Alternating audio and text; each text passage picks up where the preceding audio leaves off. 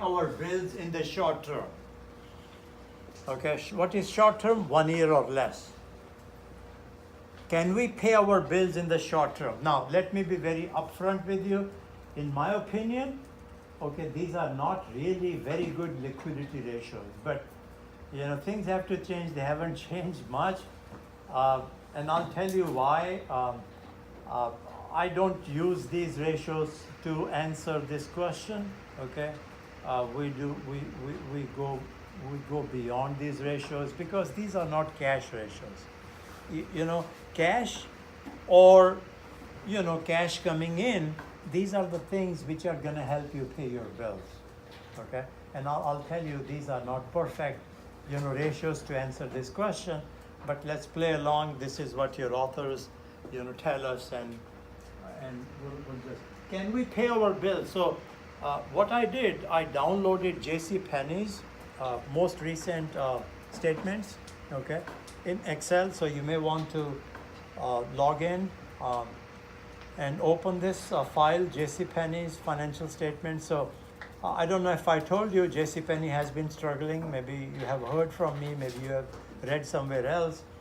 And according to one story I read in the Wall Street Journal only last month, I believe, one analyst was of the opinion that this year will be JCPenney's last year, okay? Because either JCPenney will make it or it will just disappear.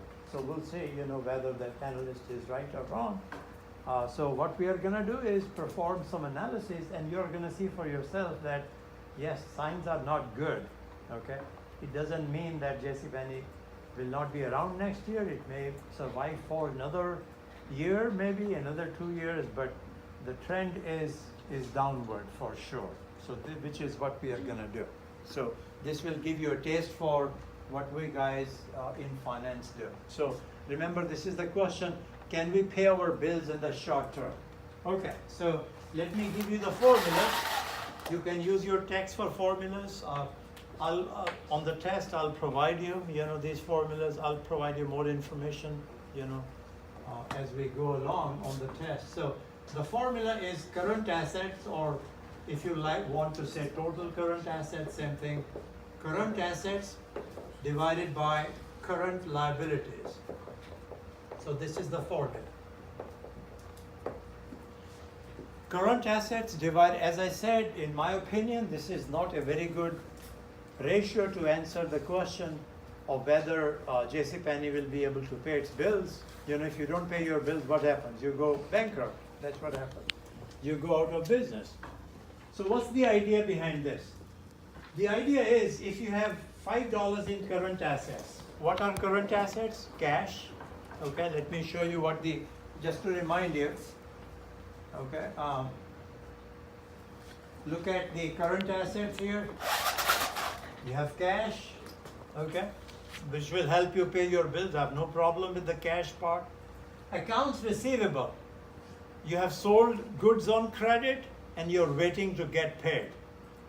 Okay, how good is it? Well, it depends on what kind of customers, what kind of buyers you sold your goods to. Are they dependable? Are they going to pay? Are they going to pay on time? Okay, if they are bad customers, they will not pay. So this number will not help you pay your bills. Okay, and then inventory. So if a vendor knocks on JCPenney's door, hey, you bought $5 million worth of merchandise from me, you haven't paid. What do you think JCPenney is gonna say? Hey, we have got, look at our inventory. We have got $5 million worth of inventory. Hey, trust us, we'll pay. No, the vendor wants to be paid. The vendor is not interested in how much inventory you have. You see what I'm saying here? So be careful about the limitation of this ratio. So current assets, so in other words, this number is what's going to help you pay your bills. Okay, let's play along. As I said, I don't believe very much in this. If you're a finance major, you'll be taking some higher level classes which will take you deeper into this subject matter. And what are current liabilities? Current liabilities are the bills that you have to pay in the next 1 year. So these are the bills. Accounts payable. You have to pay your vendors. Accounts payable. And you have notes payable. What are notes payable? These are short-term loans, okay? So these are the loans that you have to pay.